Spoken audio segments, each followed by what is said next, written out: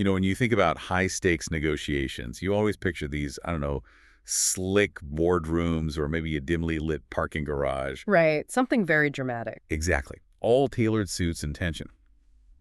But in the real world of, say, billion-dollar infrastructure projects, we're talking dams, power plants, massive airports, the most critical moments often hinge on a single, incredibly dry piece of paper.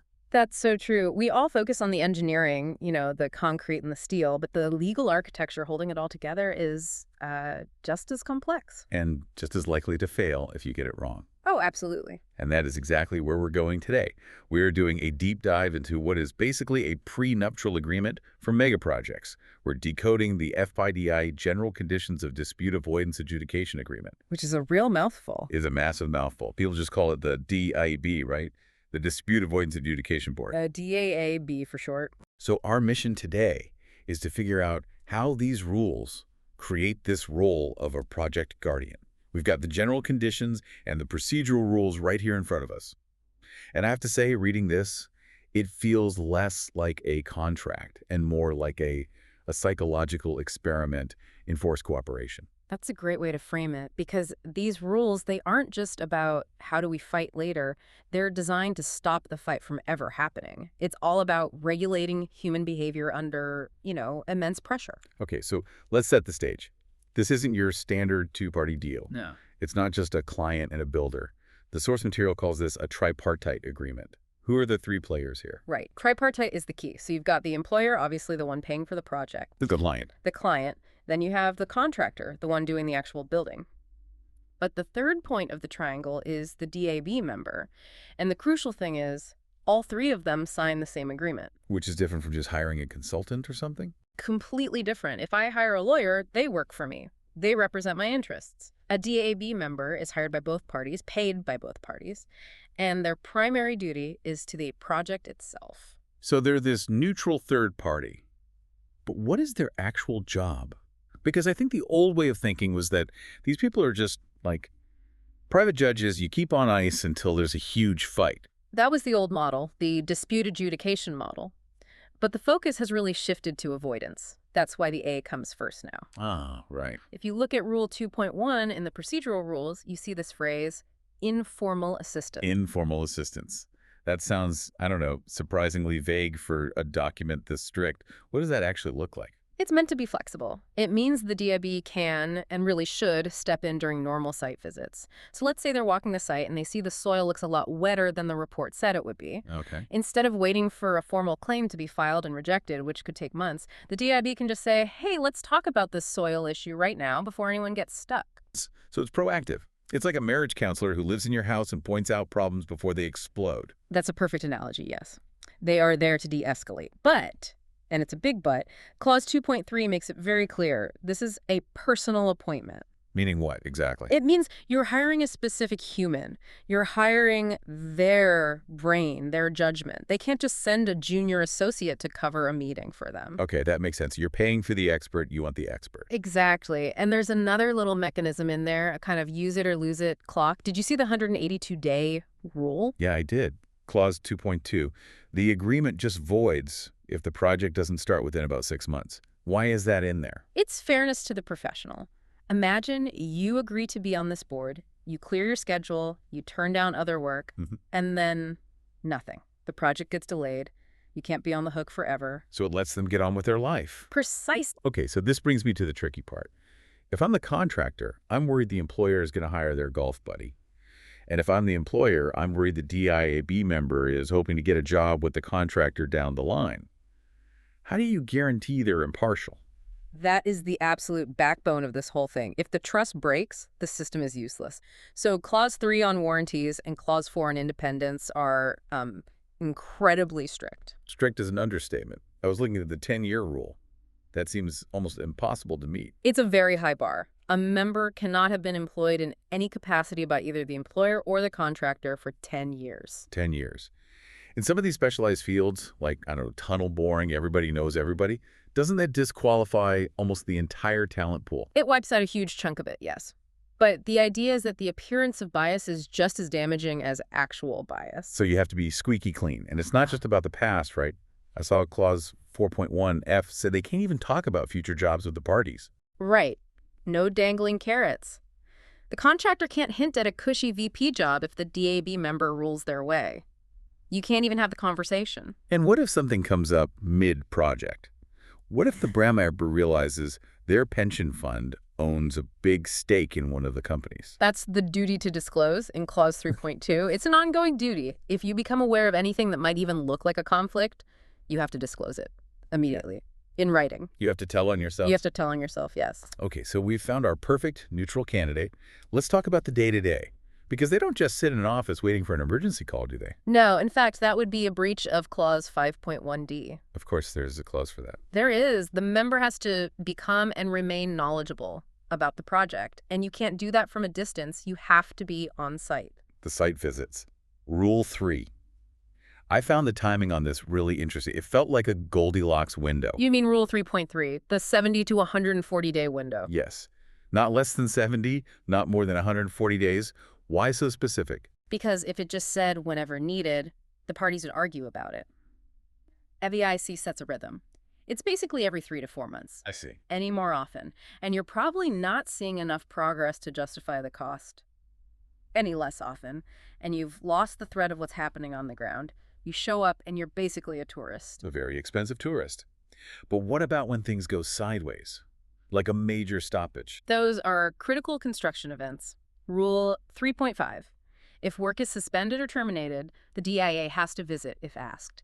They need to see the state of the project at that exact moment. And then there's what I call the emergency bat phone, Rule 3.6, for urgent meetings. That timeline is intense. If a party calls for an urgent meeting, the DIA has to be on a conference call within 3 days. 3 days. And if they decide they need to see it with their own eyes, they have to get to the site physically within 14 days. I mean, think about that. These projects can be in the middle of nowhere. Yeah. Getting there in 2 weeks is a serious commitment. It is. Which brings us to the money, right? Mm. How do you pay for that kind of availability? The fee structure.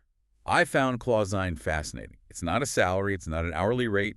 It's a hybrid. It is. It splits the pay into 2 parts, the monthly fee and the daily fee. So what's the monthly fee for? That's the retainer. It's for their availability. You're paying them to be ready to jump on that plane. You're paying them to read the monthly reports and just generally stay knowledgeable. So they get paid even if they don't do anything that month? Yes, because you're reserving their time.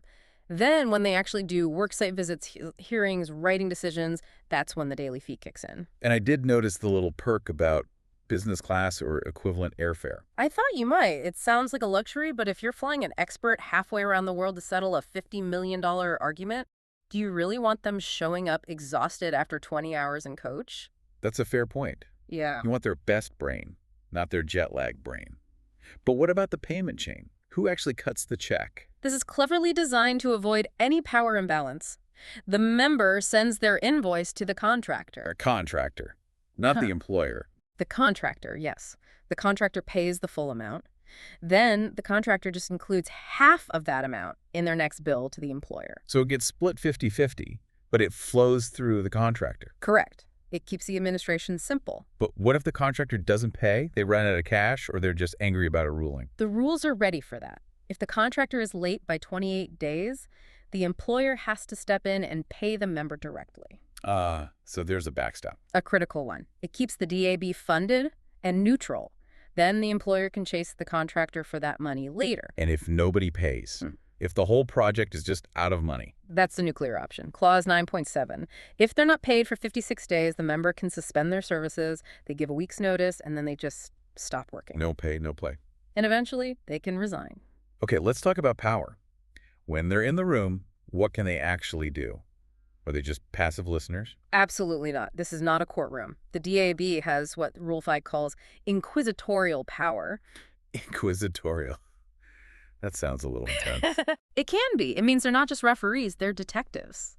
Rule 5.1G says they can take the initiative to ascertain the facts. So they can ask for documents that haven't been submitted. They can ask for anything. They can question junior staff. They can dig for the truth, not just weigh the arguments presented to them. Like in Hunt. They can hunt.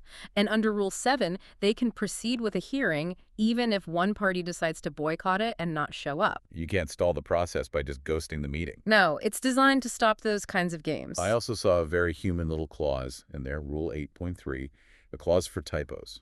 Yes, typographical, clerical, or arithmetical errors.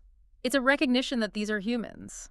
If they issue a decision and realize they, added a column wrong, they have 14 days to issue a correction. A nice little dose of reality. It is, and it's important because those decisions are binding. You don't want a project derailed by a simple typo. Okay, so this is a very powerful role, but what happens if the guardian is, well, bad? What if I realize 3 months in that this person is completely biased? That takes us to the objection procedure in Rule 10. And this is where the timeline gets brutally fast. How fast? It's the speak now or forever hold your peace rule. If you find out about a conflict of interest, you have only 7 days to formally notify the member. 7 days? That's nothing. It takes 7 days to schedule a meeting about the problem. I know, and that's the point. They don't want you to discover a problem, keep it in your back pocket, and then pull it out as a trump card if you lose a decision later. Ah, that's sneaky. So you have to raise the alarm immediately. Immediately. If you wait 8 days, you're deemed to have accepted it, your chance is gone. So I object within 7 days. The member says, no, I'm not biased. Then what? Then you have another 21 days to formally challenge them. But who's the judge of that? You need a referee for the referee. Usually it's the International Chamber of Commerce, the ICC. They make the final call. And if they uphold the challenge, the member is out. Immediately. Wow. And they don't get paid any fees from that point on. It's a clean break. It has to be fast. The whole system is built for speed. Exactly. The DAAB is designed to work at the speed of construction, not the speed of a court case. So bringing this all together, we called it a prenup at the start. But listening to all this, the site visits, the informal chats, the proactive nature, it feels more like, I don't know, preventative medicine. That's the perfect analogy. The title is dry. But what this document really is a blueprint for a relationship. It turns dispute resolution from a reactive, scorched earth battle into an ongoing, managed service. It just accepts the conflict is going to happen. You can't build a massive project without arguments. Conflict is inevitable. Combat is optional. This document is paying someone a retainer to make sure conflict never turns into combat. And that's really the so what for everyone listening, isn't it? Most of us aren't building dams. Right? Right. But the psychology is universal. The system forces people to deal with issues now, and it removes the ego. When the DAAB makes a call, you're not backing down to your opponent, you're deferring to the neutral board. It saves face. You're outsourcing the ego. I love that. You could just shrug and say, well, the board made the call. Exactly. And I think I'd leave our listener with this question. We usually think of conflict resolution as something we do after the fight. The cleanup. The cleanup, yes. But this model requires you to pay every single month for an expert to just be there, to watch, to keep the peace. So the question becomes, in your own work, in your own organization, how would things change if you had that? If you had to pay a neutral expert a monthly fee just to watch over your team and step in the moment things got heated, would you behave differently? I think we'd all be a lot more careful about picking our battles if we knew the Guardian was watching. That's a great thought. Thanks for walking us through this. My pleasure. And thank you for listening to The Deep Dive. We'll see you on the next one. If you are interested in buying the templates, then please visit our shop. The link is in the description. Thanks for watching and see you next time.